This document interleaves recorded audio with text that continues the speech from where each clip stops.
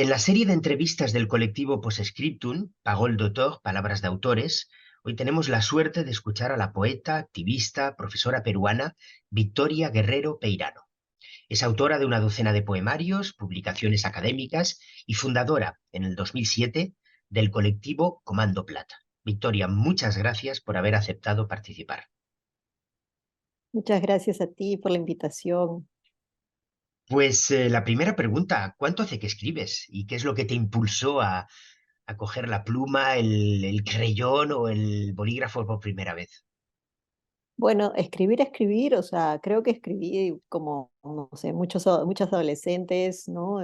Empecé a escribir de adolescente, pues mis dramas así familiares, cotidianos, bueno, normalmente las mujeres les regalan esta idea del diario, ¿no? Aunque yo no tenía muchos diarios, no era muy asidua, pero sí tenía cuadernos y empecé a escribir en los cuadernos, historias, pero luego como más o menos ya fui consciente, digamos así, de escritura cuando entré a un taller de poesía. En verdad, quería entrar a un taller de narrativa, pero cuando entré al taller de narrativa, el taller de narrativa para mí era otra cosa de lo que yo esperaba, o que ellos esperaban otra cosa de mí. Mi escritura no era muy realista y entonces justo al lado había un taller de poesía, entonces dije, bueno, me meteré al taller de poesía a ver qué. Y allí empezó todo mucho más serio, porque el que dirigía el taller pues era un poeta bastante conocido en ese momento y ya éramos poquísimos como siempre en la poesía. Y el taller no terminó ahí, sino que él nos invitó a su casa y tenía una gran biblioteca y en ese tiempo yo empecé en los años 90, ¿no? Esta escritura más seria, digamos, y él nos comenzó a prestar sus libros, porque en ese tiempo no había mucha crisis en el Perú todavía, ¿no? Entonces la idea de importar libros y eso no era muy común, pues ahora sí, uno va en librería y puede encontrar todo tipo de libros, incluso comprarlos por internet, claro. Pero en ese tiempo no, y él tenía una gran biblioteca y nos prestaba los libros y luego nos reuníamos a veces en su casa también, ya fuera, digamos, un poco del taller, ¿no? Eh, y así fue como yo ya me inicié, digamos, de una manera más consciente, ¿no? Para no llamarla profesional, porque nunca he sido una profesional de la poesía y de la literatura en general. ¿Y cómo fueron tus primeros poemas? ¿Los guardas? No, no los guardo, no los guardo. Pero creo que con algunos de los primeros, así cuando fui escribiendo, no los tengo, pero luego en esa época también publiqué mi primer libro como a los 22 años más o menos, y fue parte, creo, de esta experiencia que tuve en este taller, ¿no? O sea, de ser más consciente de la palabra, ¿no? Una primera escritura que era una escritura muy, digo yo, muy narrativa, si se quiere, en ese momento, ¿no? O sea, para hacer poesía, ¿no? Todavía un poco deudora de los otros escritores de los años 80, ¿no?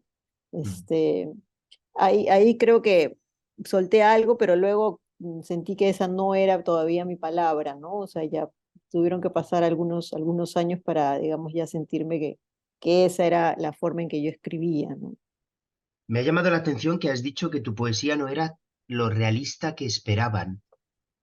No, la narrativa. Cuando La yo me metí a ese narrativa, vale. taller, sí, Eh, esperaban, por ejemplo, el ejercicio de descripción, ¿no? Para mí era mm, muy subjetivo y ellos no, eso ándate a la poesía, me dijeron, a un taller de poesía, ¿no? Entonces ahí fue, dije, bueno, es interesante porque ahora que lo pienso, mira, imagínate, después de tantos años, porque te hablo de los años 90, ahora que lo pienso, pues, claro, o sea, la narrativa se ha ampliado muchísimo y pues las escrituras son muy diversas hoy en día, ¿no? Incluso bastante híbridas también, ujú. ¿no? Has Entonces, evocado ya. varias veces los años 90, años terribles en el Perú, ¿no? Sí, bueno, veníamos, imagínate, cuando estaba en el colegio, eran los años 80, ¿no? Que Mm, fue el año de regreso a la democracia, pero al mismo tiempo empezó también el conflicto armado en el mm, Perú y la crisis económica que fue grandísima, ¿no? Con dos gobiernos, Belaúnde García, con García todavía sí, se sí. ahondó más esa crisis, y los años 90 pues fue la época de Fujimori, o sea que, digamos, mi adolescencia y juventud no fue la más gloriosa del mundo en ese sentido, ¿no? O sea, hubo mucha, por un lado, pero bueno, lo de los 80 yo rescato a pesar de toda esa violencia, dentro del campo cultural hubo un desarrollo muy grande de la contracultura. Yo agarré un poquito de eso, muy poquito, ¿no? Porque los años 90 ya fue la limpieza de todo eso, pues obviamente, ¿no? Y fue con Fujimori. Pero yo recuerdo, y la otra vez, no sé, para una entrevista que estaba recordando justamente cómo cuando tú ibas todavía a finales de los años 80, los principios de los años 90 aún, ibas a recitales, eso era como ir a un concierto, ¿no? O sea, eso estaba lleno, ¿no? Nada que ver con lo que pasa hoy en día cuando presentas un libro y bueno, sobre todo si es un libro de poesía, pues muchas veces, o una lectura, más que una presentación quizá hay más gente, pero en una lectura muchas veces hay poquísima gente, ¿no? Y recuerdo que antes en cualquier lugar, cualquier universidad, cualquier espacio estaba, cuando iba a leer, ni tenía que ser muy conocida la persona, ¿no? Había mucha gente interesada todavía en la poesía, ¿no? Todavía el poder de la palabra, el poder simbólico de la palabra tenía una potencia, por lo menos en América Latina la tenía, ¿no? Hasta ese momento. Yo todavía he vivido algo de ese momento, ¿no? ¿No te consideras una profesional de la poesía, entonces? No, no, no sé. Es un poquito como decía Clarice Lispector, ¿no? No soy profesional para nada. Escribo cuando aparece la escritura y ahí estoy dándole un poco, ¿no? Aunque tengo varios poemarios y un par de libros en prosa, pues estoy ahí un poco, ¿no? Pero no creo ser profesional. ¿Cómo convive la docente que eres con la poeta? Explícanos un poco tu proceso hasta llegar a la docencia. Ajá. Bueno, la verdad es que en un principio yo cuando empecé a estudiar digamos ya el máster y el doctorado, ¿no?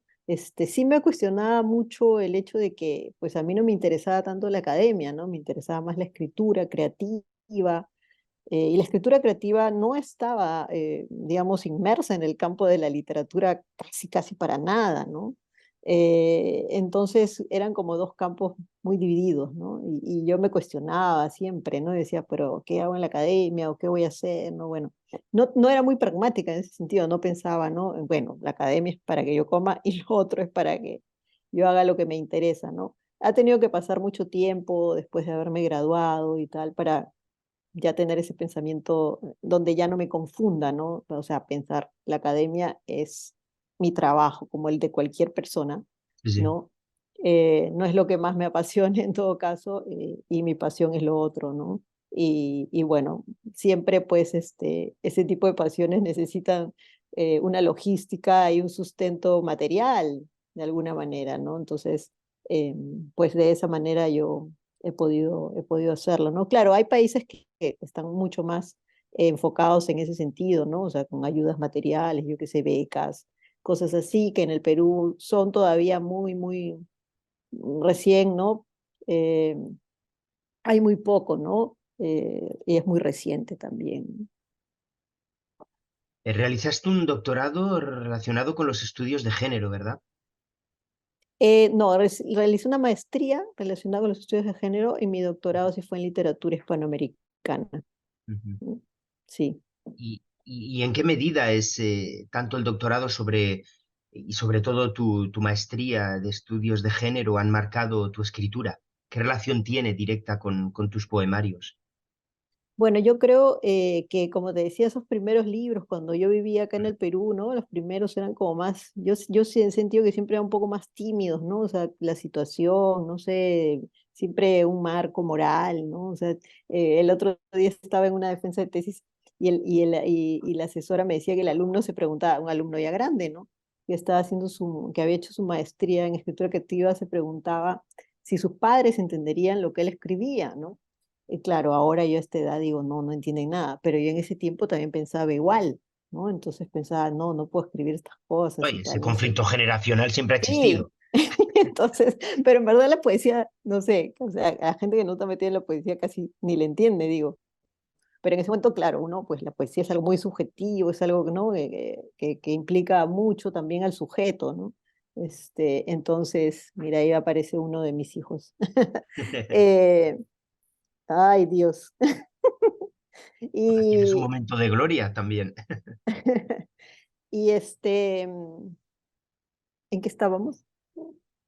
Sí, Ah, en qué medida tus estudios de género bueno, y han... luego ya cuando me fui a los Estados Unidos, Uy, allí creo que la distancia y todas las lecturas que hice, ¿no? Que leí muchísimo y bueno, claro, ahí habían pues buenísimas bibliotecas y los libros claro, que yo quería, que acá no había nada, como te digo, solo ese profesor que nos prestaba libros de poesía, ¿no?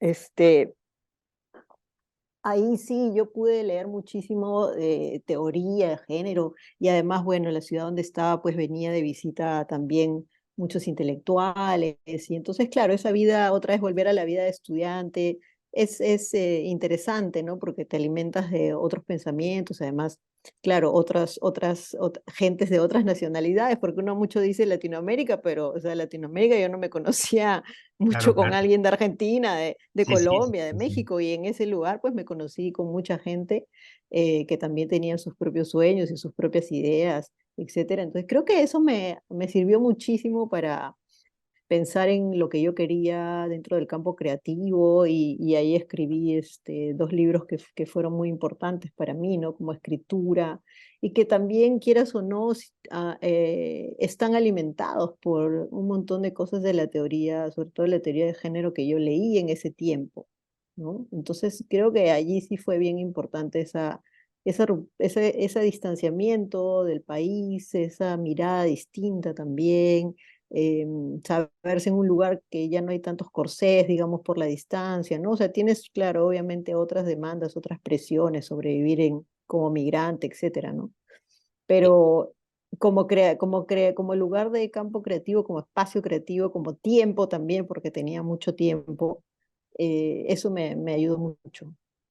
En ese proceso de construcción de memoria histórica que ha llevado a cabo el Perú a partir de los años 2000, 2005, 2010, por medio de la literatura, el hecho de que durante tantos años haya habido silencio, sobre todo por parte de mujeres que tantísimo sufrieron durante esos 10 años de guerra civil, de guerra en el país, la poesía tiene su espacio y en qué medida el hecho de que haya tantas poetas hoy peruanas tiene su importancia.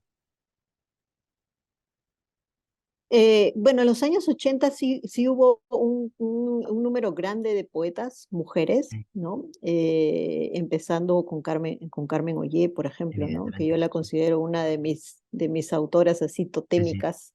Eh, y luego en los años 90 decayó esto un poco yo también, ¿no? Esto es una cosa global, también pienso yo, ¿no? Los años 90 fueron decisivos también para el cambio de las poéticas, ¿no? Hubo poéticas muy diversas, recuerda que también fue la caída del muro de Berlín, o sea, la caída de las ideologías, ¿no? Las Mm. utopías, yo qué sé, ahí el neoliberalismo, ¿no? Todas estas nuevas miradas y narrativas, que claro, la poesía pues salía un poco perdiendo en todos estos cambios, ¿no? Que estaban ocurriendo a nivel global, bueno, y la globalización, por supuesto, ¿no? Entonces, allí hubo, ¿no? Poetas mujeres, ¿no? En los años 90, pero claro, o sea, yo diría que no fueron muy vistas, ¿no? O se perdieron en toda esta masa de poetas, esta muchedumbre de poetas tan diversos que hubo en esa época, más la dictadura de Fujimori, ¿no? Entonces, que perdió mucho de todo esto que yo te decía, de estas lecturas así apoteósicas en ese tiempo, ¿no? Porque todos estos espacios eran considerados Sí, sí. sospechosos también, ¿no? Y luego aparecen, ¿no? Han seguido apareciendo otros grupos de escritoras, de poetas, que están allí, ¿no? Que siempre han estado, en verdad, ¿no? Pero creo que cada vez digamos, en algún sentido más democrático, las mujeres tienen como más herramientas, ¿no? Ahora, cuanto al tema de la memoria que tú señalas, ¿no? Supongo que te refieres a la memoria por el conflicto Sí, armado, claro. no Sí, sí, sé. sí. Por ejemplo, sí, siempre ha habido este debate, ¿no? Sobre qué cosa escribían los poetas durante ese tiempo, ¿no? Ujú. Porque hay una literatura de ese momento, ¿no? Sí, sí, claro. Que no ha sido, digamos, no ha tenido un gran número de escritores ni escritoras, era muy velada, ¿no? La mención. Y es después, por ejemplo, con la gente de mi generación ya es que después en los 2000 que aparece esta escritura, ¿no? Yo tengo un poemario que se titula Ya nadie incendia el mundo, Sí, sí. que refiere justamente a esa época, y aparecieron también otros poemarios de otros escritores, poetas de mi generación que también no aludieron o aludieron de una forma muy episódica, ¿no? A la violencia política, pero es posteriormente que salen poemarios, digamos, más potentes, que hablan de ese momento, ¿no? Ahora, bueno, ya los críticos harán su interpretación si tienen que ver con un gesto de posmemoria, con un gesto de culpa, por el silencio de aquellos años, no sé, en fin, ¿no? Cuestión más psicoanalítica o también una cuestión de protección, no sé, de ya no pensar como la violencia está afuera, ¿no? Tú estás adentro en tu casa, entonces ya no estás escribiendo porque lo estás mirando todo el tiempo, ¿no? En la televisión, en la calle, en la crisis económica, ¿no? Entonces, claro, más bien en los años 2000 aparecieron varios poemarios muy buenos que hablaban justamente de este momento, ¿no? Como tú señalas. Mm. Y volviendo al proceso creativo, ¿por qué la poesía? ¿Qué puedes expresar con la poesía que no puedes hacer con un texto más narrativo, con un récit o una novela? Creo que en un principio fue justamente esto de esconderse un poco, ¿no? A través del lenguaje, ¿no? Ay, Que, sí, nos, sí. que fuera un lenguaje un poquito más opaco, ¿no? Mm, Creo que tenía un poco que ver, ¿no? Con mi propia personalidad.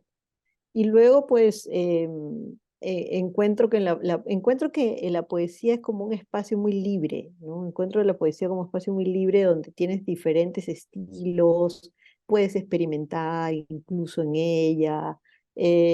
No sé, también hay toda una idealización de la vida poética de muchos poetas, ¿no?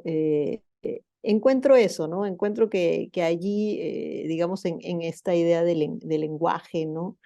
Había un cúmulo de posibilidades, aunque como yo te digo, también he escrito dos libros de prosa, pero siempre cuando me preguntan, digo que como no soy novelista, entonces no siento el peso de eso, ¿no? No siento el peso de ser una escritora en prosa, y entonces, claro, escribo nomás, ¿no? Un poco, digamos, intuitivamente, ¿no? Allí, ¿no? Quizá ahora soy más intuitiva en la prosa que en la poesía. En la poesía soy muchísimo más racional muchas veces, más consciente cuando tengo que releer y tengo que editar, ¿no? Sí, siento mm, que ahí ya se cuela un poco los años, ¿no? De escritura también y también de ser profesora mm. de poesía, entonces como que ahí aparece también eso, ¿no? Un golpe de dados, que es tu novela, es del 2015, ¿verdad? Sí. Ay, y me da la sensación al escucharte que has necesitado una cierta madurez para llegar a ese punto racional de pasar a la novela, ¿es verdad o no? Lo que pasa es que ese libro en realidad fue un libro es un libro que habla de los años 90, ahorita Sí, sí, estamos sí, hablando de los 90, por eso, claro, creo sí, que lo he sí, sí, mencionado sí. varias veces, pero lo que pasa es que ese libro yo lo empecé a escribir cuando vivía en Estados Unidos, o sea, en los años 2001, 2002. Y lo que sucede es que esas versiones se me iban perdiendo en los USBs o por allí en las computadoras. O sea, es que no le daba como que no me sentía segura, ¿no? O Mm, sea, yo escribía eso y decía, pero yo soy de eso, pero yo no, yo soy poeta, ¿no? No, no me sentía segura de eso, ¿no? De esa escritura que estaba haciendo. Entonces, por eso finalmente ya un día, cuando ya regresé al Perú, en verdad, me senté y dije, voy a volver a escribir ese texto, ¿no? O sea, lo que me acuerdo, ¿no? Voy a volver a escribir y así es como yo reescribo, digamos, después de varias versiones que se perdieron, es que yo escribo ese texto y después ya se publica, ¿no? Y bueno, finalmente pues era un texto que tenía una estructura, que tiene una condición pues que sí, también pensada, ¿no? Sobre lo que yo quería, ¿no? O sea, así aparece esta novela, pero también quería que fuera irónica, pero a la vez que hablara de mi juventud, ¿no? Al mismo tiempo y también de un personaje que estaba un poco desequilibrado, ¿no? Que digamos que eran miradas que no, o sea, eran una mirada más subjetiva, yo creo, sobre el conflicto, que no se ve tanto en otras novelas que la escriben pues más novelistas, ¿no? O sea, que son, digamos, más abarcadoras sobre el conflicto, ¿no? Pero también más subrayando la violencia, digamos, más externa, ¿no? Lo mío era mucho más subjetivo, ¿no? Una mujer cualquiera de la clase media, pues, Ujú. en medio de este torbellino, digamos así, ¿no? ¿Crees que ese torbellino al que hace referencia lo podrías haber explicado desde Lima, desde Perú, o esa perspectiva de la distancia te ayudó? Yo creo que la distancia me ayudó mucho y también ahí sí prima mi parte de poeta, ¿no? De este ser poeta, Ay, también de experimentar con los lenguajes ay. y un poco, ¿no? Porque lo demás que te ayuda finalmente es tu intuición de haber leído tantas novelas también, ¿no? O Claro. sea, digamos, yo no he entrado a un taller de narrativa, pero lo que tú has leído, lo que uno ha leído, o sea, tantas cosas se quedan en el inconsciente de uno, ¿no? Que aparecen en ese momento cuando tú sientes esta voluntad, este deseo de escribir, ¿no? Y que con el tiempo también he decidido un poco que es más bien como una fuerza que está allí, sigo un poco esa fuerza, o sea, en esa fuerza aparece el verso o aparece la prosa, ¿no? No es algo que yo diga, bueno, voy a escribir ahora una novela, no, simplemente aparece, digamos, el género aparece de alguna u otra manera porque ese es por el río por el que quiere un poquito fluir, ¿no? Esa escritura. Pienso yo que es así y por eso me gustan los poetas que comienzan a experimentar con otros lenguajes que no sean solo la poesía o que se meten a navegar en otros géneros o que hibridan géneros, ¿no? Me gusta, ¿no? Me gusta no encasillar la escritura en todo caso. ¿Y ¿Cómo, cómo construye un poemario un poeta? ¿Cómo lo planificas previamente? ¿Seleccionas una serie de poemas que has ido escribiendo a lo largo de un periodo de tu vida? ¿O tienes una idea general desde el principio? A veces tengo ideas, ¿no? Las voy anotando y bueno, en verdad casi, o sea, escribo ideas en papeles, ¿no? Mm, Pero en verdad a veces escribo solo en la computadora, ¿no? O sea, mm. directamente y bueno, hay un montón de archivos que están ahí medios ahí, digamos, como si fuera un cajón, ¿no? El famoso Eh, cajón de los escritores, ¿no? Sí, hay muchos cajones y muchos archivos, ¿no? Donde voy poniendo algunos poemas. A veces pienso, quiero escribir de esto, pero de repente no aparece nada ahí, ¿no? O sea, que estructuro una cosa y no aparece nada. Y de pronto, así pensando, aparece de repente un poema, ¿no? Un primer poema y digo, bueno, de repente acá hay algo, ¿no? Hay una idea y es a partir de allí que comienzo a jalar y ya comienzan a aparecer formas, ¿no? Y a partir de esas formas, claro, temas que se van repitiendo, estilos, etcétera. Y luego ya eso ya me da pie a crear una estructura, ¿no? O sea, a pensar, no, ahora necesito este poema, ¿no? Ahora necesito escribir de esto, ¿no? Y claro, como ya estás en ese training, pues no es forzado, simplemente tienes ya la idea, sabes lo que quieres, en ese momento lees para poder escribir sobre eso, depende, ¿no? Lo que estés haciendo sobre ese tema y simplemente aparece y sigues, ¿no? Hasta que, bueno, piensas que ya tienes un número determinado de textos y a partir de ahí ya es cómo los organizas, cómo quieres que el lector los observe, ¿no? Eh, cuál va a ser el primero, cuál va a ser el último, que digamos son los que más, o el del medio, ¿no? Creo que de esa manera como que voy organizando un libro de poesía, ¿no? Claro que, por supuesto, siempre es mucho mejor tener a una persona o dos que puedan leer también, ¿no? Y claro, que puedan, digamos, tener una mirada más distanciada de lo que tú has hecho, ¿no? Porque finalmente, pues, quieras que no, el poeta, el escritor en general es también muy narcisista, entonces piensa que no hay ninguna falencia en las cosas que has escrito. pero a mí me ha parecido muy bien y siempre que he podido contar con una persona que me ayude a leer lo que estoy escribiendo, lo que estoy produciendo, ¿no? Siempre es bueno, ¿no? Siempre te dan otros puntos de vista y me gusta eso, ¿no? Me gusta. ¿Cómo trata el mundo editorial peruano a la poesía? Es Bueno, complicado. hay, ay, sí, bueno, si pensamos en transnacionales, eso pues no Sí, existe, sí, ¿no? O claro. sea, Sí, sí. por Sí, sí. ahí hay algún sello de alguna transnacional Vale. que por ahí tienen que publicar algún libro, por supuesto publican los clásicos, ¿no? Pues hay, como siempre, el mundo pues independiente que tiene, ¿no? Algunos, digamos, algunos sellos se dedican todavía a la poesía, ¿no? Por ejemplo, yo recientemente, el año pasado, publiqué un libro que se titula La Mujer, ¿no? Está un sello que acaba de cumplir 20 años, el álbum del universo bacterial, por ejemplo, que lo dirige Arturo Giga.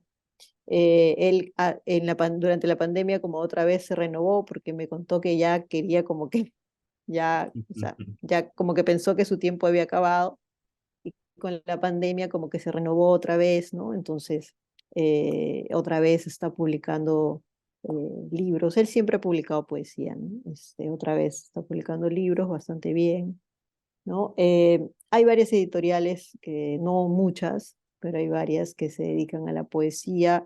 Y claro, son también editoriales bastante especiales las que se dedican a la poesía, pues porque en la poesía, digamos, también entra mucho la subjetividad del autor, ¿no?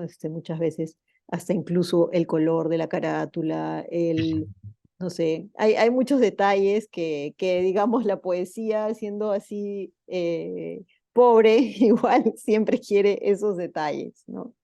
Eh, luego hay otra editorial que se llama Máquina Purísima, que la dirige la poeta Cecilia Podestá, ¿no? Y así, ¿no? Hay varias editoriales independientes que se dedican a la poesía en un 80% y quizá 20% en otras cosas, ¿no?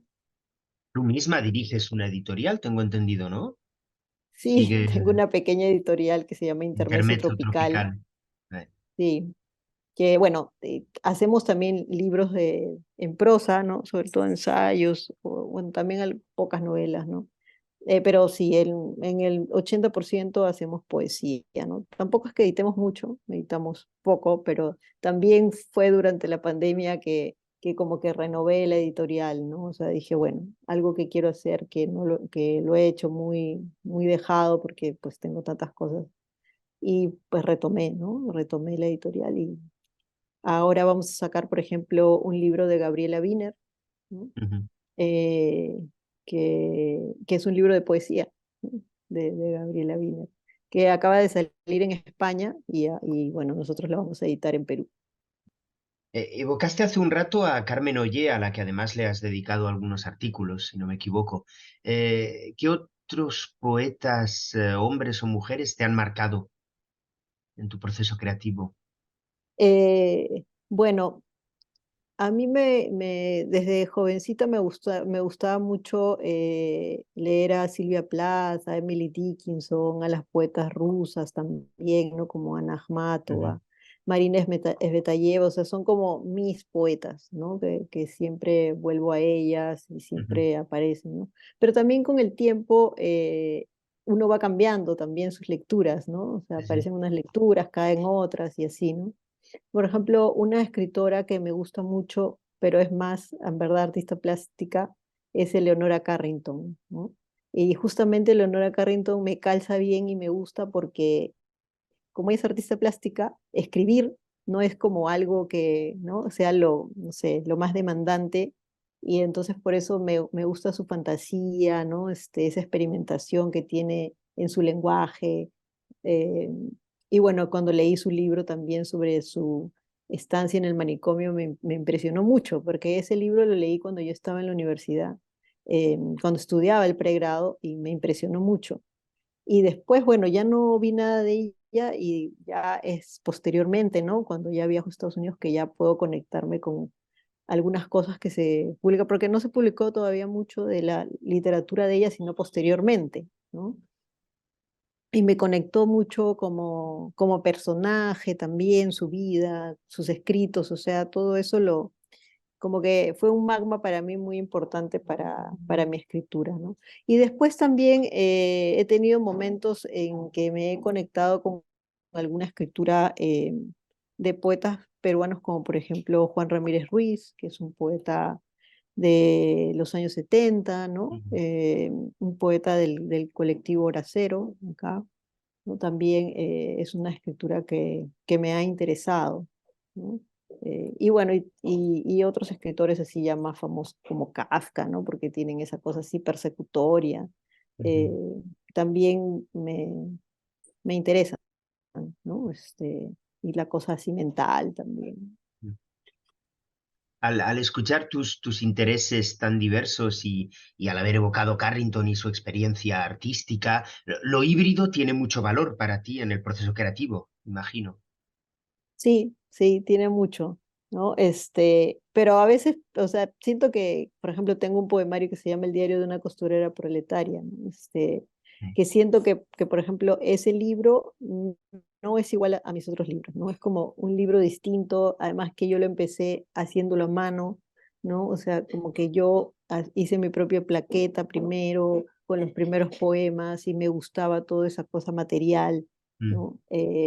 Y luego, bueno, se fue ampliando, ¿no? Con otros textos y luego ya otra editorial, la publiqué con una editorial, ¿no? O sea que yo ya no lo hice, digamos así, materialmente, pero luego quería pasar algunos poemas en bordado, ¿no?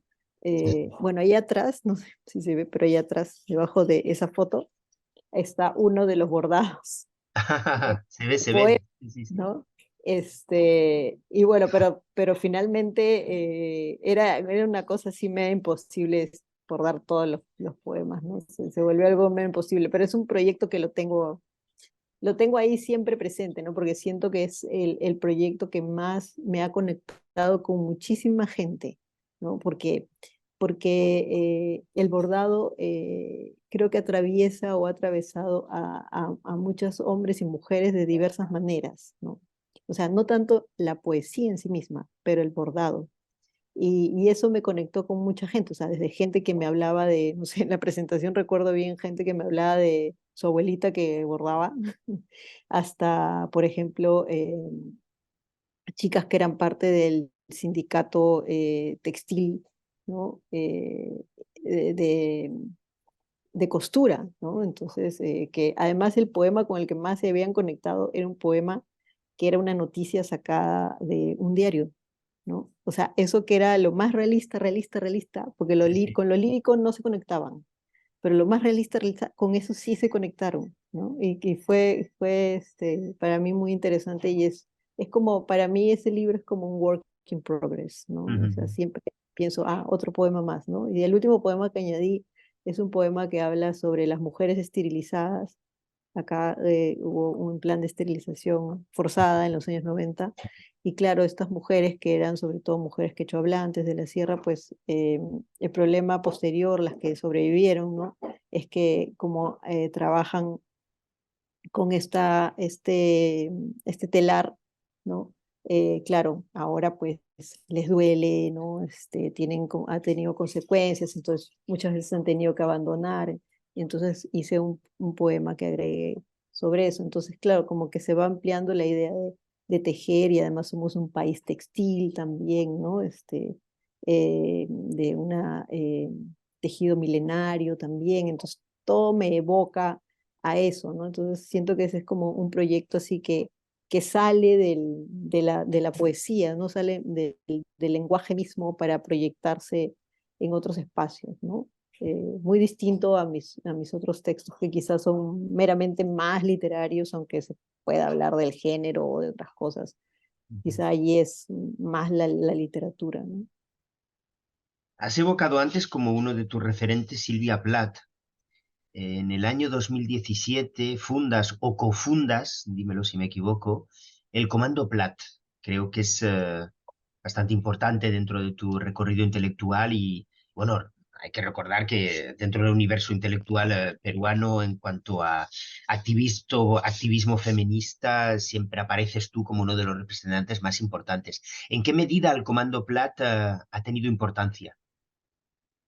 Bueno, creo que en ese momento cuando se formó, ¿no? Que se formó a partir de un grupo que hice así espontáneamente, ¿no? En el Facebook y además, bueno, claro que teníamos, estábamos en un momento también histórico, ¿no? De las Mm, mujeres que salían a las calles también a denunciar los feminicidios, los acosos, las violencias sexuales.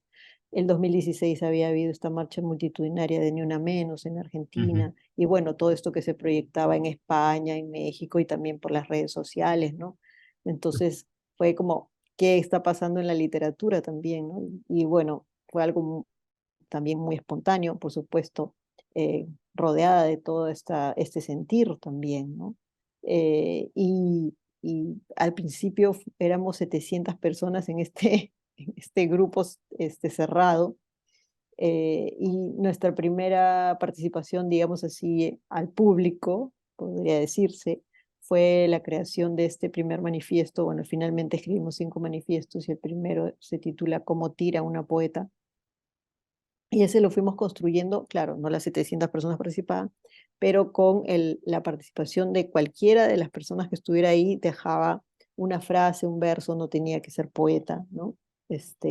Una frase, un verso, lo que quisiera, y unas 3 o 4 personas nos juntamos y ensamblamos ese texto, o sea, hasta el título, o sea, no hubo nada que no estuviera allí puesto que nosotros hayamos añadido, digamos así. Lo que hicimos fue mover, editar, ¿no? Ensamblar, digo yo, ¿no? Un poco ese manifiesto. Y bueno, tampoco medimos el impacto que iba a haber en ese momento, pero tuvo un gran impacto, por lo menos acá en el Perú fue viral, ¿no?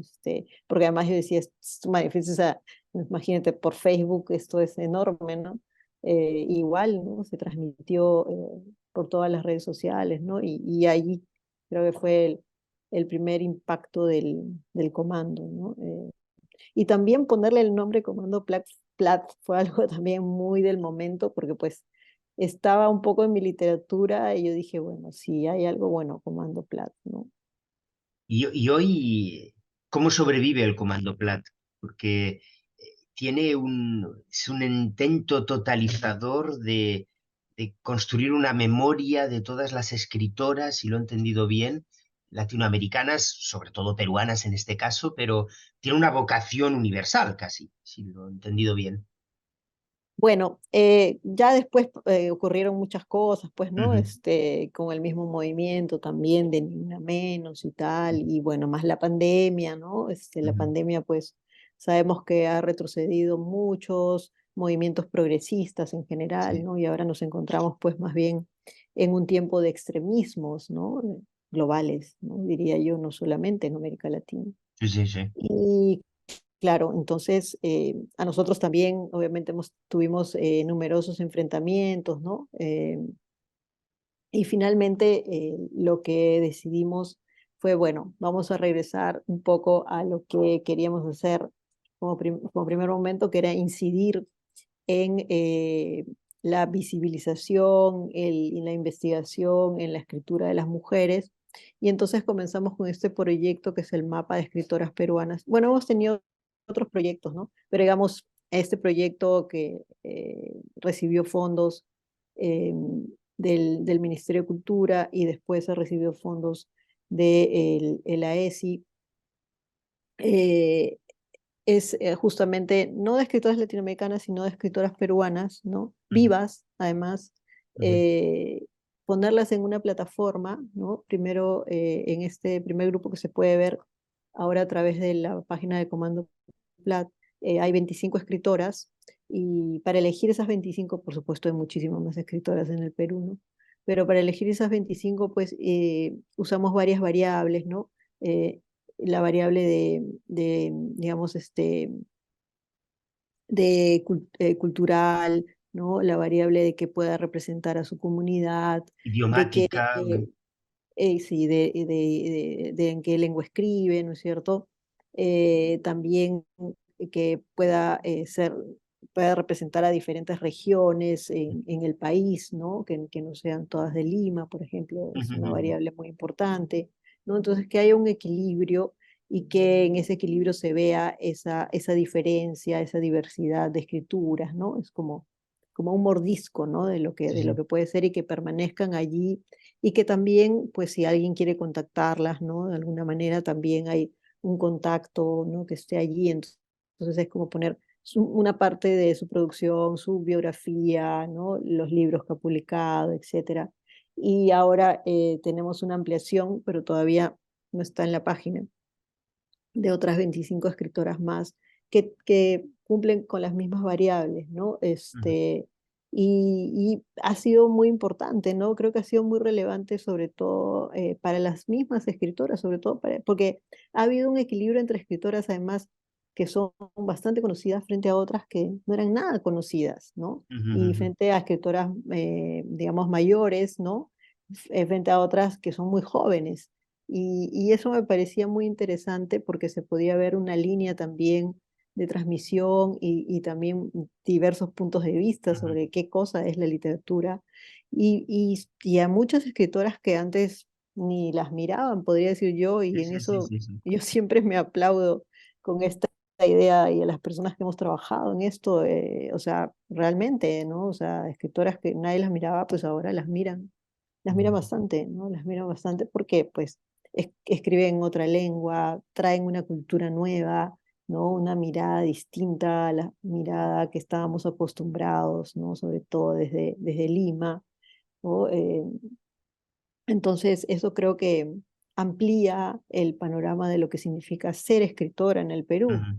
¿no? Sí, sí. Eh, y eso es el proyecto ahora del Comando Plata.